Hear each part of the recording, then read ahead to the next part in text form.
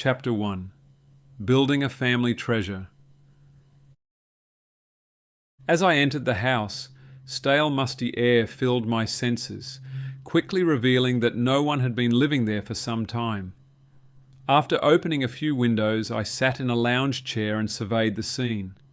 The grandfather clock in the corner drew my attention, reminding me of times passed by, and a flood of memories were released in my mind.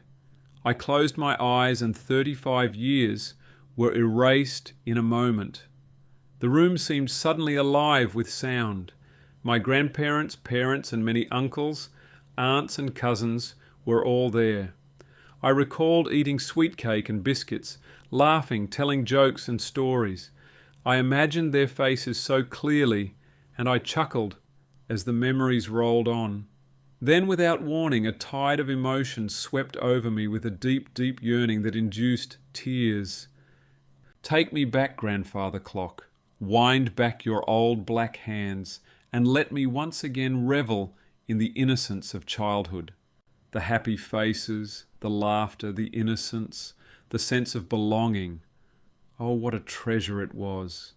I was transfixed by the emotion, and I knew it was a process I must complete. I went to each room, sat down, and the memories would start again. The faces, the laughter, the belonging, the hunger to go back. It was my way of saying goodbye. This old house owned by my grandparents was the only thing in my life that had not changed. Though old and musty and slightly run down, it held a treasure of memories that I needed to relive. My grandfather had died, and my grandmother had just been moved to a place where she could receive proper care, so the house was soon to be sold. I have often found myself chasing this treasure of memories.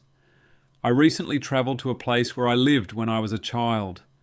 I just soaked up the sights and sounds of my old home and relived the memories. Memories of Dad, Mum, my sister and I sitting around the lounge. Memories of going running with my dad. Memories of playing with my friends in the creek, climbing trees and riding bikes. I know that the memories are biased towards the good times, but it feels so good and satisfying.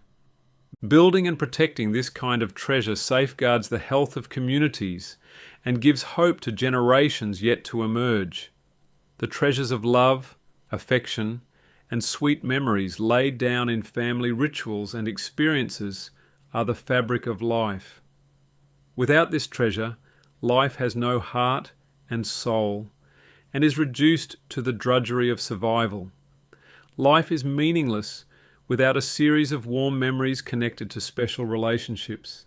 It is difficult to balance and stabilize ourselves without some place we can point to with warmth and call home.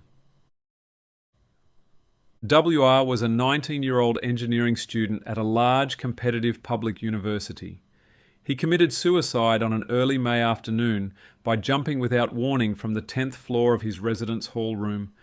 WR's suicide appears to have been related to his involvement in an automobile accident approximately 30 minutes before his death.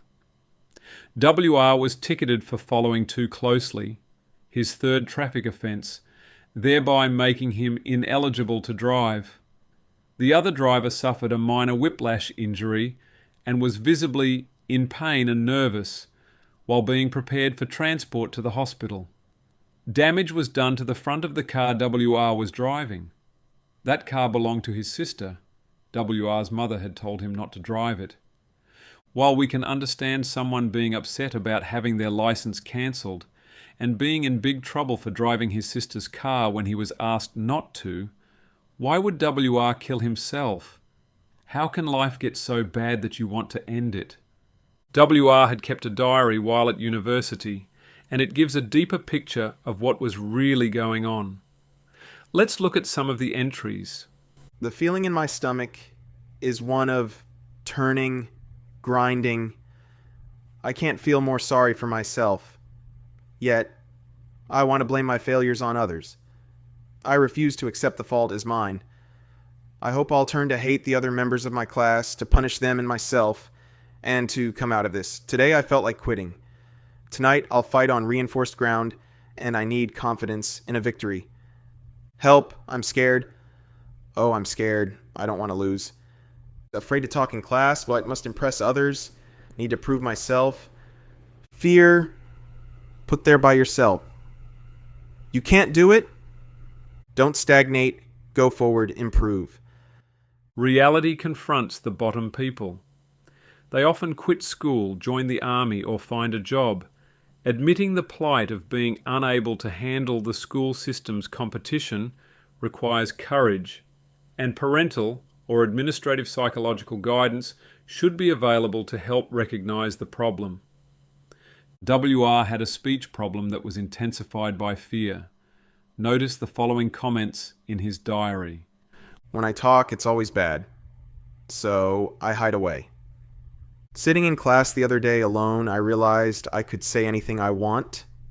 In the presence of others, I block myself, I hold myself back. After my father ordered me to stop talking spastic, I felt ashamed and guilty to stutter. WR's inability to perform correctly in his society began to make him turn in on himself. He began to suffer from loneliness, depression, guilt, and anger. I am alone and bored. Don't get disillusioned, talk to no one. Problem exists. Worried, upset, eating a lot, depressed. If the right people approach me presently, I may turn God Squad. In my room guilt. Family did not accept. I still get selfish moods, but now I try to catch myself. If we look closely at WR's value system, he had a belief that achievement meant acceptance and failure meant rejection. He appears to have had limited support from his family. His father's comments about his inability to talk made him feel ashamed and guilty. Is it all right to say that WR took things too seriously, that his suicide was unfortunate but simply part of our environment, and that you just have to learn to cope? It might be easy for some to assume that WR was simply weak-minded, but the statistics on depression and suicide begs us to look a little deeper. Have a look at the following statistics from 2011. 1 million suicides every year. 1 death every 40 seconds, or 3,000 per day. For each individual who takes his or her own life, at least 20 attempt to do so. That is 60,000 per day.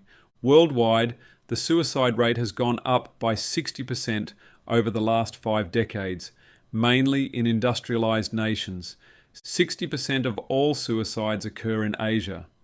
China, India, and Japan account for about 40% of all suicides, according to World Health Organization.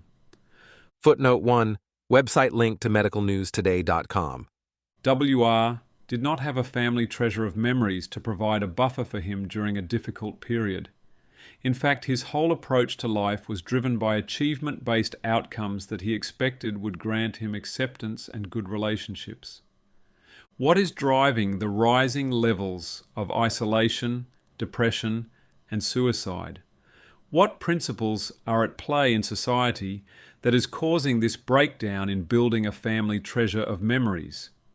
We might offer some surface-level response of needing to spend more time together, and I could give you a list of things to do, which you already know, that could greatly benefit your family treasure building. But that would be like offering a mop to clean up the mess rather than pointing to the place to turn off the tap. The issues are much deeper than a simple list of things to do. How do we build a value system in society that will enhance family relationships and friendships while minimizing the negative impacts of failing to achieve desired goals? Our journey begins with our assumptions about our life source. We will look at this extensively in the next chapter. But for now, we will lay some foundations. When thinking about value systems, I believe there is one main ingredient we need to consider. And that ingredient immediately brings 2 other ingredients. Main ingredient, life or power source. Life, physical, mental, and spiritual. This is the essence of being. Where does life come from, and how do we engage it? How do we live a life that is full and meaningful? Secondary ingredients. Relationships. The very nature of birth and infancy demands that people engage in some form of relationship. In our human existence, life is conceived via relationships. We also see the drive for relationships and intimacy due to the great aversion most people have to being alone. Life without intimacy is empty. Value or worth, a healthy self-concept, a sense of purpose and destiny. Without this sense of purpose, life becomes meaningless, and the desire to preserve it is destroyed. Life without value is meaningless.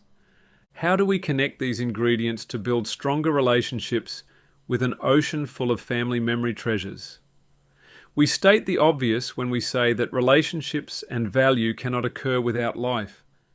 But in stating this fact, we see that the nature of our value and relationships are governed by the nature of our life, or in other words, where we understand life comes from.